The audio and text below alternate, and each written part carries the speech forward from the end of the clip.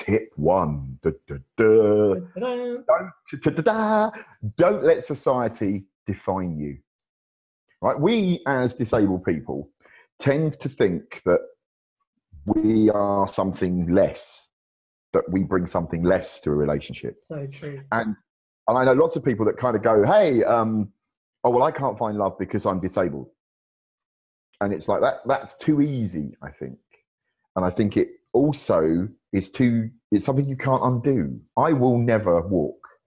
So I'm always going to be the guy in the wheelchair. And I always was the guy in the wheelchair. So you have to actually get rid of that. Now, I won't deny when I was younger, I was very much defined by the fact I was the guy in the wheelchair. And a lot of what I'm going to be talking about now comes from the fact that these are things I have done. So therefore, I'm not saying I didn't do them and it worked for me. I'm saying I did them and it really messed me up. So don't do as I do as I say, which is how I was brought up by my father. So it's really important to kind of know that you're a worthwhile person, that there's more to you than this disability thing, and that you are and can be a potentially wonderful partner. And we don't get told that very much, do we? How often do we get told, oh, well, you know, you'll be all right, it'll be great? It's a lot of negative input, isn't it? I mean, the only real show that we've got on television about dating is The Undateables. And while while in that people go on dates, it kind of starts from the point of, well, they need their special show because they're a bit different, aren't they? Which I think kind of, some people love it, some people hate it. I think we all know my position. But I think it says something about the way society sees us, but lots of people accept, yeah, I am undateable. It is difficult. I'm very lucky. I had lots of non-disabled friends. I went to a school where everyone else was non-disabled except from me. And I watched how much trouble they had finding partners.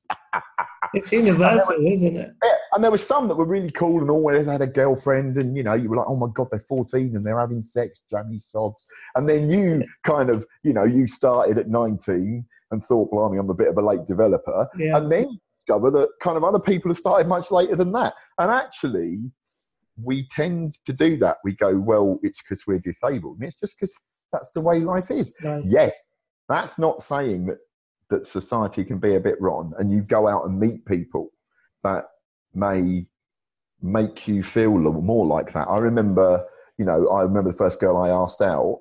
She didn't say yes. She didn't say no. She just went, oh, how cute. And I was like, I still don't actually know if she was going to go out with me or not. So for all I know, I may have stood her up because I just went, I have no idea what that means.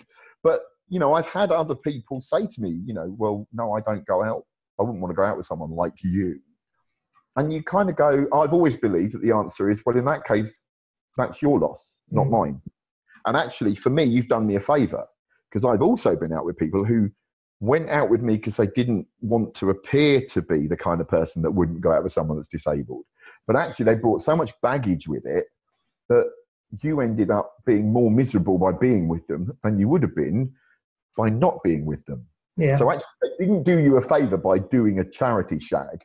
They actually kind of made your life more miserable. And also, while you were with them, you weren't looking for someone else. You weren't on the market. So that's what I think it's really important that whatever you got told, whatever magazines tell you, and this goes for your body image, the way you think about yourself, all of it. You know, it's not just a disability thing. We live in a society where everyone is being told that they've got to be something.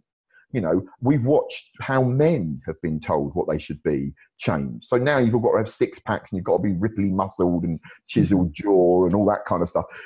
Women have always had it, you know, and it's fashion, right? You look at a picture of Marilyn Monroe, everyone fancies Marilyn Monroe, yet she's all lumpy. Then it was Twiggy. Then so actually you can go, oh, I'm not this. There will or may come a time when suddenly all the fashion magazines are filled with disabled people, and all of them non-disabled people will be sitting in wheelchairs and putting on calipers. And then we'll have a whole discussion about wannabes, right? But who knows? Don't let what you are make you think people won't fancy you, because they will. Yeah. all of my disabled friends pretty much are in relationships. And they've all got, some have got disabled partners, some have got non-disabled partners. But the people that are with them fancy them. Yeah. And I know, like my wife always says to me, oh, I fancy you. And I'm sitting there thinking, my legs don't half look thin. And she goes, oh, they're cute. And I'm like, but you can't fancy my legs because I'm allowing society to define in my head what legs should be like. So I do it all the while. So like I said, don't do what I do. Do as I say. So what I want you to do, what all the viewers to do is to sit down and think, right, what 5 things do I think about myself that aren't true? What 5 things have I allowed society to make me think that I have actually taken in subconsciously that actually I have no proof of? Can you give an example for the guys that go? Well, I can, yeah. I mean, like I said, the perfect one would be that my legs are too thin for my body. Right. Right? And they are very thin. 38 years in a wheelchair with paralysed legs, my legs are a different shape to, if I was, I'm a great big 6'3" bloke. I've got really big muscles on top because I'm in a wheelchair. So I kind of go like that and then kind of go like that. Right? Well, my wife always says, oh, you've got the figure of a sort of Avenger. Thor. Not old Aquaman, of course.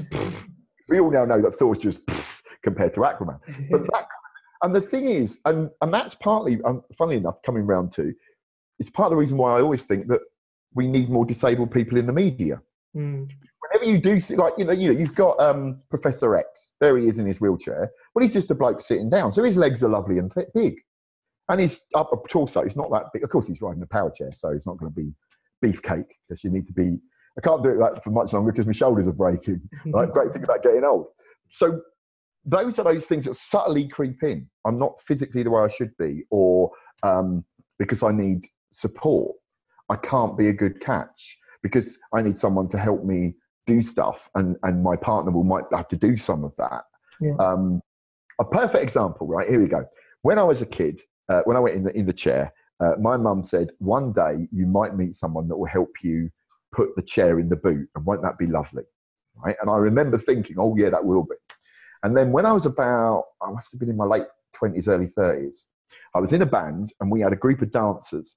So I got a girlfriend at the time, and then there was all these gorgeous dancers that danced in our band. And we were going to a gig, and I got in the car, and then they all started fighting to put the chair in the boot. And I remember sitting there thinking, God, if my mum could see this now. And that was because they all wanted to help me. They liked me, right?